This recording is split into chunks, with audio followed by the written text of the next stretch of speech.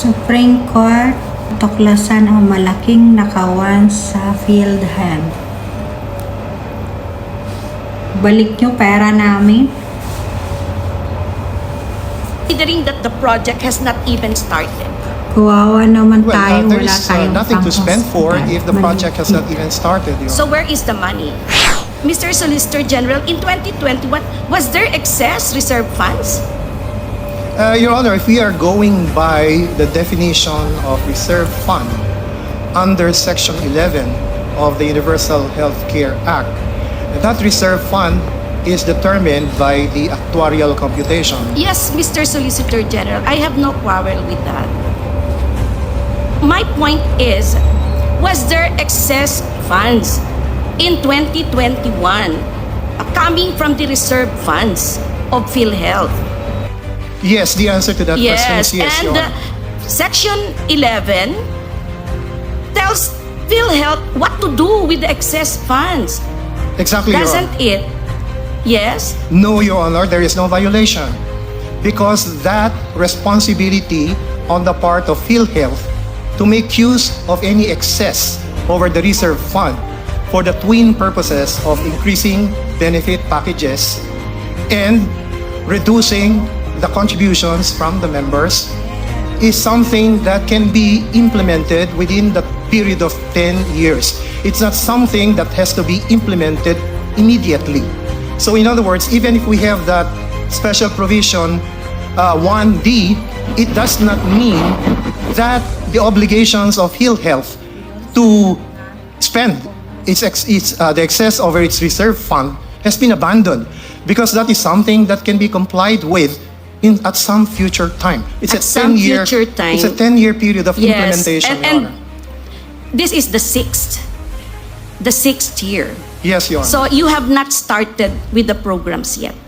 Because according to you, the excess funds may be devoted for other purposes. Because anyway, the timeline is 10 years. No, Your Honor, there is no inconsistency because as we speak, Vice President. PhilHealth has been increasing its benefit packages even before Special Provision 1D came into effect.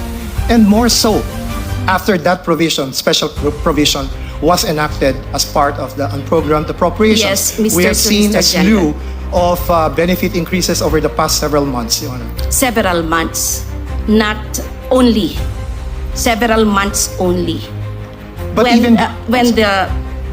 When PhilHealth is required to do it from the time it has been created under UHCA. that is very true, Your Honor, Yes. but this is a matter which is reserved to the Board of Directors of PhilHealth. Yes. This is a management A thing. management and a business judgment. But then, the judgment of PhilHealth to disburse its funds is limited by Section 11. That reserve funds, as it is named, is reserved and cannot be subject to the discretion of PhilHealth to be used for another purpose. We are referring, Your Honor, to the excess over the reserve fund. Yes, but the excess is also subject to the provision of Section 11. And Section 11 mentions the purposes for which this excess should have been used. Yes, Your Honor. Let me discuss the second purpose, which is to reduce the contributions of the members. In our opinion, Your Honor, that is something that PhilHealth itself cannot do at the moment. There is no mechanism provided under the Universal Healthcare Act that would authorize the reduction at this time of the contributions from the members. What we see in the Universal Healthcare is a schedule of the premium rates from 2019 down to 2025. But after 2025, there's nothing there.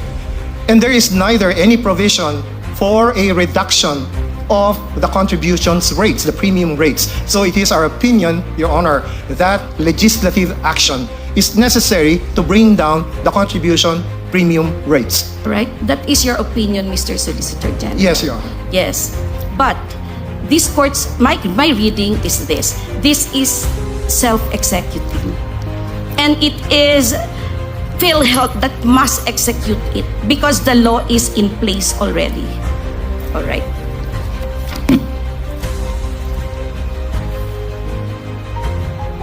All right. When funding unprogrammed appropriations, how does Congress determine where to get the funds and which appropriations to realign?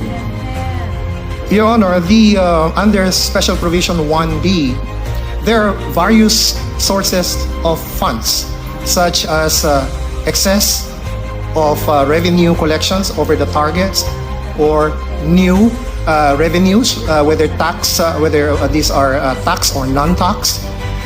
There are foreign loans approved, which might also go into the pool, and finally, this new additional source. And excess reserve funds. Excess Reserve funds. No, it's called As a result, fund balance. yes, Your Honor, as a result of the review and reduction scheme to reasonable levels Yeah. of to their reasonable level reserve funds. is discretionary. It has no fixed standard. All right. There are So- guidelines, Your Honor, set by the Department Yes. of Finance for determining the computation of what should be a reasonable level. Yes. According to the DOF, the funds to be remitted to the National Treasury will finance urgent national projects. In Annex A of your compliance, dated November 8, 2024, pages 1 to 4, the OSG enumerated some of these projects, including routine maintenance of national roads, the Panay-Guimaras Negros Island Bridges, or the PGN Bridges project, and payment of right-of-way. These are all construction projects, Mr. Solicitor General, correct? Not all of them, Your Honor. Some of them pertain to health projects. No, I'm talking about the routine maintenance of national roads, the PGN Bridges project, and payment of right-of-way, correct? In a sense, they are Yes, ordinary expenses. They or they expenditures. pertain to construction projects of the government, correct? Infrastructure. Yes. You can call it that, infrastructure projects, all right. With respect to the PGN Bridges project, per DBM's budget of expenditures and source of financing, FY 2024 report, the PGN Bridges project appears to be fully funded by the Export-Import Bank of Korea in the amount of 174.49 billion plus. Is there an urgency to transfer the PhilHealth funds when the project is already fully funded? Your Honor, this is a matter really of delving into the wisdom of the legislature in allocating funds. Yes. So when funding a project that is already fully funded under the category of unprogrammed funds. I didn't quite get the Programs. question, Yes. Your Honor. Pardon me. Yes. Export-Import Bank of Korea has loaned the Philippines 174.49 billion plus. Is there an urgency to transfer the PhilHealth funds when the project is already fully funded? Your Honor, I think one consideration by the Congress in doing so is a determination of when a project is already implementable. So if a project that has already been identified and sufficiently funded is considered to be non-implementable for the given fiscal year, then I think it is the decision of the Congress in the exercise of its policy or wisdom, so to speak, to move it to the unprogrammed appropriations in the meantime. Yes, all right. So, has the government moved this amount to the unprogrammed funds of the government? There are so... This sorry, Your Honor. Export-Import Bank of Korea loan, has the government moved it to unprogrammed funds? We will have to check on Yes, that. please check on that. Yes, whether that has been actually transferred only or removed altogether. Yes. Because there were certain removals made by the Congress. in the proposed infrastructure or other projects How of the can the government. government have removed this when it is a loan specifically for that purpose? It is something that can be deferred, Your Honor, even Yes, if it's what funded. is the reason for deferring it? Your Honor, I cannot speculate on the reasons of the I go congressman. now, yes, to my next question. Has the government spent even a single centavo from that loan, considering that the project has not even started? Well, there is nothing to spend for if the project has not even started, Your Honor. So where is the money? The money went presumably to the National Treasury for the purpose of using it for projects and programs under the unprogrammed So we have appropriations. unused funds for the project, and yet we still got money from PhilHealth to supplement this fund that has been unused for years.